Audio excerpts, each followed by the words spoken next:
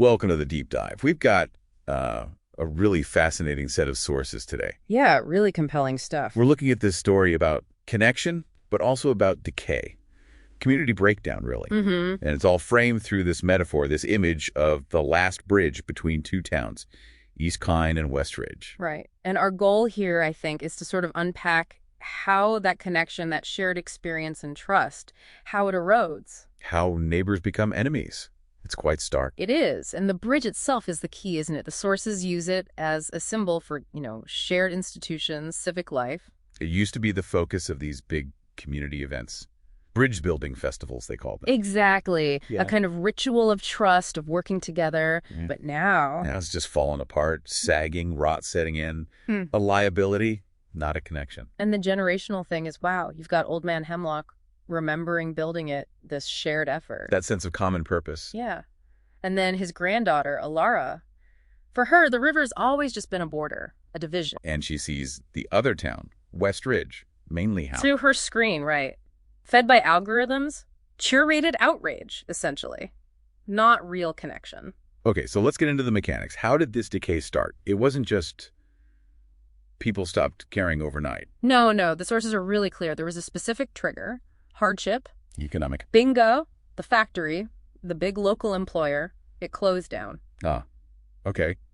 That leaves a mark. A huge one. People like Alara's father, just adrift. And it created this intense feeling, this sense of injustice. A feeling of being robbed. Exactly. The sources even mentioned it wasn't about performance. It was like financial engineering, private equity extraction. So the profits went somewhere else entirely. Yeah. Unseen owners far away, I think the phrase was. Right. So that feeling of theft felt very, very real, very justified. But wait, if the factory closing hit both towns, why turn on each other? Why didn't they, unite against the outside forces? That's the million-dollar question, isn't it? And that's where the media fragmentation comes in. The real culprits were distant, hard to pin down. But these, storytellers on screens, they gave the anger a local face. Pointed the finger across the river. Made it about West Ridge. Replaced that shared economic pain with specific targeted outrage. Wow. So instead of shared reality, you get curated conflict. Precisely. And this is where it gets really interesting, I think. What happens when that trust is gone?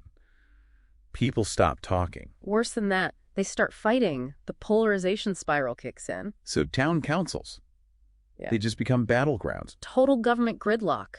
The sources describe it vividly. Shared problems, real ones, like crumbling roads. A leaking school roof, I read that too. Yeah, things that needed cooperation, just left unsolved. Because every single issue, even fixing the road, became political, partisan. Even the weather. The sources mentioned erratic weather. Right, a stand-in for, climate change, probably. But even that wasn't a shared threat. It was just another thing to argue about. Deny or weaponize.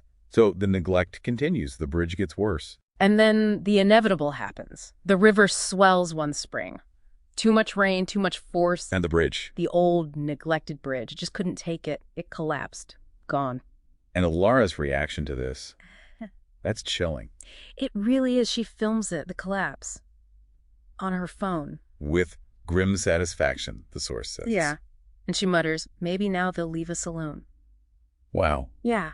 That's the end point, isn't it? When breaking the connection feels like a win, like safety. That's the erosion of norms made complete. A total failure is seen as, a victory. It's horrifying, really. So pulling it all together, Mm-hmm. what's the core message here? I think it's a classic, almost textbook case. Economic pain creates an opening. Digital echo chambers amplify division. Local polarization follows. And the physical collapse, the bridge falling. It was just a matter of time once the story changed. Absolutely. Once the shared story of us, the bridge builders, was totally replaced by us versus them, the outcome was kind of sealed. Which brings us back to Old Man Hemlock's point at the end. It's quite profound. Yeah. You can replace the timbers, maybe? Rebuild the structure. Sure. But how do you rebuild trust? Especially when it's been actively destroyed, weaponized. How do you get people off their screens, away from that curated anger? And get them to actually look at each other again. Talk to each other. That's the challenge. So we'll leave you with this question to think about. If a shared visible problem right in front of you, a failing bridge or, wilder weather patterns, if that can't unite people anymore, If even that gets twisted into an us versus them fight. then what shared threat is big enough? What does it take to force collaboration before a community, maybe even a society, just consumes itself from the inside.